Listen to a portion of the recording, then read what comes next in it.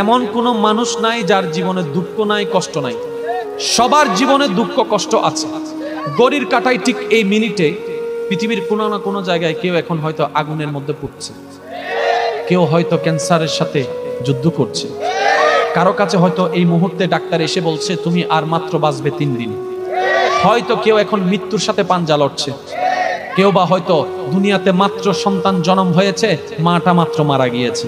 আপনি একটু ঠান্ডা মাথায় দেখেন, আপনার চতুর্পাশে জানা অজানা প্রত্যেকটা মানুষ যার মুখে হাসি আসে, সেও কোনো না কোনো দুঃখে, কোনো না কোনো কষ্টে আছে। দুঃখ ছাড়া মানুষ হয় না, কষ্ট ছাড়া দুনিয়া হয় না, এটাই বাস্তবতা। আর এই চির বাস্তবতা, চির সত্য কথাটা যে যত দ্রুত মনের মধ্যে বসাই নিতে পারবে, সে তত দ্রুত সুখের সন্ধান পেতেই থাকবে। বলেন সুবহানাল্লাহ। একটা কথা সর্বদা মনে রাখবেন, আপনি যদি এখন পৃথিবীর সর্বশ্রেষ্ঠ দুঃখী মানুষটার পাশে যদি আপনি বসে থাকেন, তারপর আপনার নিজেকে মনে হবে সবচেয়ে বড় দুঃখী। সেজন্য একটা কথা বলি, এটা দুনিয়া, এটা জান্নাত নয়। এখানে সুখ পাওয়া যাবে না, এখানে সুখের ছায়া পাওয়া যাবে। আসল সুখ তো জান্নাতে, আসল শান্তি তো জান্নাতে। মুমিন